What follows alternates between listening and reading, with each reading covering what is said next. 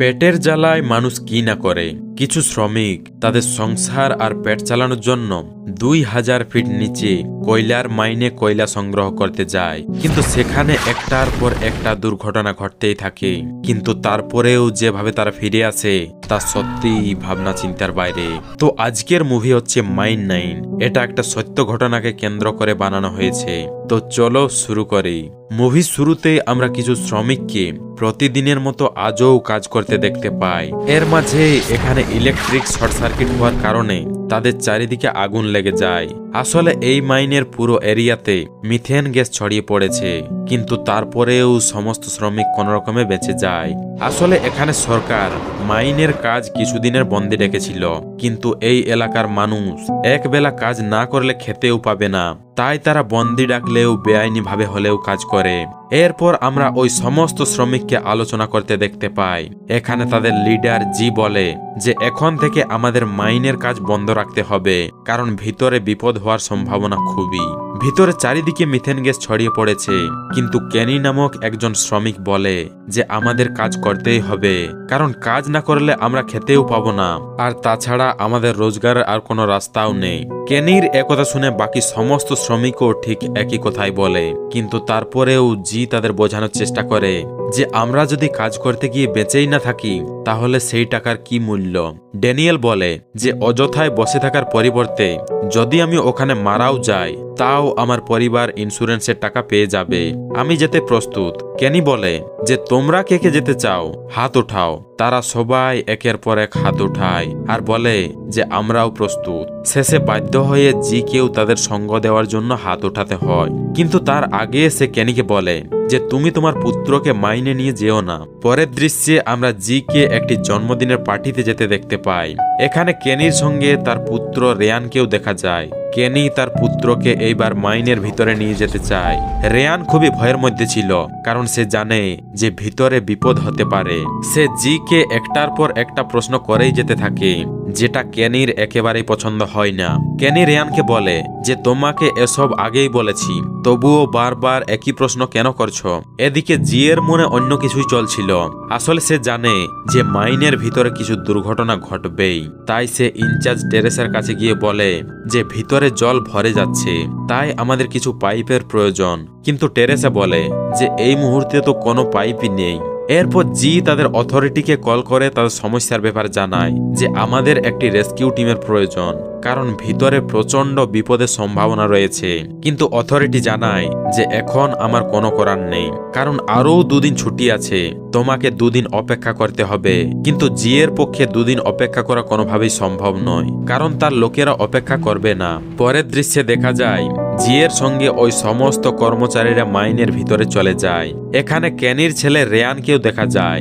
আজ সে প্রথমবার মাইনের ভিতরে যাচ্ছে, সঙ্গে তাকে খুবই ভয়ের মধ্যেও দেখা যায়।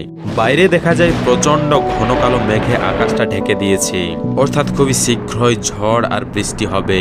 এইদিকে সমস্ত কর্মচারীও 2000 ফিট অর্থাৎ মাইনের ভিতরে পৌঁছে যায়, যেখানে তারা কাজ করবে। কেনি নকশাতে তার পুত্রকে বাইরে বার হওয়ার সমস্ত পথ দেখিয়ে দেয়, কারণ রেয়ান এই প্রথমবার মাইনের ভিতরে এসেছে। এরপর সবাই নিজের নিজের কাজে লেগে পড়ে। কেনি এখানে বেশি বেশি কয়লা বের করার জন্য প্রচন্ড ড্রিল মেশিনের ব্যবহার করে। অপর দিক থেকে জি তাকে ডাক দিয়ে বলে যে বন্ধ করো, উপরের দেওয়াল খসে পড়তে পারে, কারণ এখানে প্রচন্ড নড়ছে। কিন্তু কেনি তার কথাতে ধ্যান না দিয়ে খনন করেই চলে। এইদিকে পাওয়ার হাউসে প্রচন্ড প্রেসারের কারণে একটা বিশাল ব্লাস্ট হয়, যেটাতে মাইনের কিছু অংশ খসে নিচে পড়ে যায়। অন্যদিকে মাইনের ইনচার্জ টেরেসা মনিটরের স্ক্রিনে দেখে যে ভিতরে কিছু বিপদ হয়েছে। সে খুবই ভয় পেয়ে যায়। মাইনের ভিতরে আমরা দেখতে পাই প্রচন্ড পাথর খসে খসে পড়ছে এবং সবাই নিজের নিজের প্রাণ বাঁচানোর জন্য ছোটাছুটি করছে। কিন্তু কেনির মাথায় কিচ্ছু কাজ করছিল না, তাই সে একই জায়গায় দাঁড়িয়েছিল। চারিদিকে মিথেন গ্যাস ছড়িয়ে রয়েছিল, যার আগুন দাউ দাউ করে জ্বলে উঠছিল। আর এরকমই কিছুক্ষণ চলতে থাকার পর চারিদিকে অন্ধকার হয়ে যায়। এখানে সব থেকে প্রথম জি এর ডাক শোনা যায়। এরপর আমরা দেখতে পাই রেয়ান বেঁচে আছে এবং তার সঙ্গে ড্যানিয়েলও আছে। তারা দুজনই কেনির কাছে যায় আর দেখে যে সে খুবই আহত অবস্থায় পড়ে আছে। এখানে জানা যায় যে তাদের 7 জন সঙ্গী মারা গিয়েছে, আর মাইনের মধ্যে পূর্বে আরও 113 জন মারা গিয়েছিল। অর্থাৎ 113 ও 7 মানে 120 জনের এখানে প্রাণ গিয়েছে। অন্যদিকে আমরা ইনচার্জ টেরেসাকে দেখতে পাই, যে শ্রমিকদের সাহায্য করার জন্য মাইনের কাছে ছুটে আছে। সে এখানে ভিতর যাওয়ার কোনো রাস্তায় দেখতে পায় না, এবং ভিতর থেকে প্রচন্ড ধোঁয়া বেরিয়ে আসে। অর্থাৎ এখন যে সমস্ত শ্রমিক মাইনের ভিতরে আটকে আছে, তাদের নিজেদেরই বাইরে বেরোনোর রাস্তা খুঁজে নিতে হবে। এজন্য তারা তাদের সব থেকে পাশে যে রাস্তাটি ছিল ওটার উদ্দেশ্যে যেতে শুরু করে। খুবই শীঘ্রই তারা সেখানে পৌঁছে যায়, কিন্তু সেখানে গিয়ে তারা হতাশ হয়ে পড়ে, কারণ আগের ওই ব্লাস্টের কারণে এই গেট নষ্ট হয়ে গিয়েছে। অর্থাৎ এই গেট দিয়ে বাইরে বেরোনো যাবে না। তারা চারিদিকে কাপড় দিয়ে ঢেকে দেয়, কারণ তাদের সামনে প্রচন্ড ধোঁয়া আসছিল। এখানে চারিদিকেও মিথেন গ্যাস ছিল। আসলে এই কাপড়গুলি অন্য ধরনের, এগুলো তাদেরকে সুরক্ষা করবে। কেনি খুবই ভয় পেয়ে যায়, কারণ তার মনে হয় যে আর এখানের কেউই বাঁচবে না, সবাই এখানেই মারা যাবে। বাইরে দেখা যায় বৃষ্টির গতি বেড়েই চলেছিল, যেটা তাদের জন্য একেবারে ভালো না, কারণ বৃষ্টির সমস্ত জল মাইনের দিকে গড়িয়ে আসছিল। জি সবাইকে অনুপ্রাণিত করে যে চিন্তা করো না, আমরা সবাই অবশ্যই বেরিয়ে যাব। আমি এখানে আসার পূর্বে অথরিটিকে ফোন করেছিলাম, কিন্তু 2 দিনের ছুটি ছিল। সোমবারে রেস্কিউ টিম এখানে অবশ্যই আসবে, কিন্তু ততক্ষণ পর্যন্ত যে কোনো উপায়ে আমাদের নিজেদের বাঁচিয়ে রাখতে হবে। কিন্তু তারপরেও কেউ তার কথাতে আশা রাখতে পারে না। এখানে জন বলে যে যখন অথরিটি জানতে পারবে যে আমাদের কাছে রেস্কিউ ইকুইপমেন্ট নেই, তখন তারা আমাদের কোনোভাবে বাঁচানোর চেষ্টা করবে না। এইদিকে আমরা ইনচার্জ টেরেসাকে প্রচন্ড উত্তেজিত অবস্থায় দেখতে পাই। সে বারবার অথরিটিকে ফোন করে, কিন্তু কেউই তার ফোন ধরে না। টেরেসা কিচ্ছু বুঝতে পারে না যে তার এখন কি করা উচিত, তাই সঙ্গে সঙ্গে সে ইলেকট্রিসিটির হ্যান্ডেল নামিয়ে দেয়, যাতে মাইনের সমস্ত ফ্যান বন্ধ হয়ে যায় আর আগুনও নিভে যায়। মাইনের ভিতরে দেখা যায় চারিদিকে শুধু ধোঁয়া আর ধোঁয়া। শ্রমিকরা যখন লক্ষ্য করে যে তাদের দিকে আরো ধোঁয়া আসছে, তখন তারা অক্সিজেন মাস্ক পরে নেয় আর ওই কাপড়গুলো দিয়ে ঢেকে দেয়।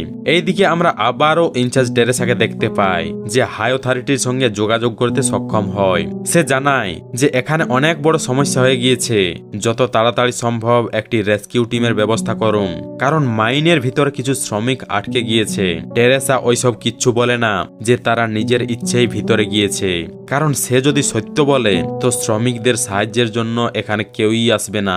হাই অথরিটি বলে যে তুমি ওখানে কিচ্ছু করো না। টেরেসা আর কিচ্ছু বলে না, যে সে ফ্যানও বন্ধ করেছে। এইদিকে মাইনের ভিতরে দেখা যায় সবাই অক্সিজেনের মাস্ক পরে আছে, কারণ তাদের চারপাশে ধোঁয়ায় ভরে আছে। তাদের কাছে আর বেশিক্ষণ অক্সিজেনও নেই, তাই তারা তাড়াতাড়ি বাইরে বেরোনোর রাস্তা খুঁজে। তারা রাস্তার মাঝে একটি এমার্জেন্সি ফোন দেখতে পায়। ওই ফোন দিয়ে ইনচার্জকে ফোন দেয়। এইদিকে ভাগ্যবশত ইনচার্জও তাদের ফোনের জন্যই অপেক্ষা করছিল, কিন্তু ইনচার্জকে তারা তাদের লোকেশন জানানোর আগেই মাইনের কিছু অংশ ধসে যায়, যেটাতে জনের পা ভেঙে যায় আর সমস্যা আরও বেড়ে যায়। এইদিকে ইনচার্জ টেরেসার কাছে রেস্কিউ টিম পৌঁছে যায়। রেস্কিউ টিম টেরেসাকে জানায় যে ভিতরে যাওয়ার পূর্বে আমরা জানতে চাই যে ভিতরের অবস্থা কেমন, আর না জেনেই যদি আমরা ভিতরে যাই তো আমরাও সেখানে আটকে যাব। টেরেসার মনে প্রচন্ড সংকোচ হয় যে তাদের অক্সিজেন শেষ হয়ে যাচ্ছে, কারণ আর বেশিক্ষণ বেঁচে নেই। মাইনের ভিতরে সমস্ত শ্রমিক এগিয়ে যাওয়ার প্রচেষ্টা চালিয়ে যেতে থাকে, কারণ তারা ভিতরে ছোট্ট ছোট্ট কোণার ব্যাপারেও জানে। তারা শেষমেশ বাইরে যাওয়ার একটি গেটের সামনে পৌঁছে যায়, কিন্তু সেটা বন্ধ অবস্থায় ছিল। গেটটি খোলার জন্য তারা নিজেদের সর্বস্ব দিয়ে চেষ্টা করে এবং শেষমেশ সেটা খুলে যায়, কিন্তু সেখান থেকে প্রচুর জল প্রচন্ড গতিতে ভিতরে এসে যায়, কারণ বৃষ্টির জল গেটের বাইরে জমে রয়েছিল। এখন তারা সবাই জলে ভেসে যায় এবং ডুবতে থাকে। এখন তাদের নিজেদের প্রাণ বাঁচাতে হলে আগের দিকে এগিয়ে যেতে হবে। তারা আগের দিকে এগিয়ে যায়। জন, যে আহত অবস্থায় ছিল, তার সঙ্গে একটি বিশাল পাথরের ধাক্কা লাগে।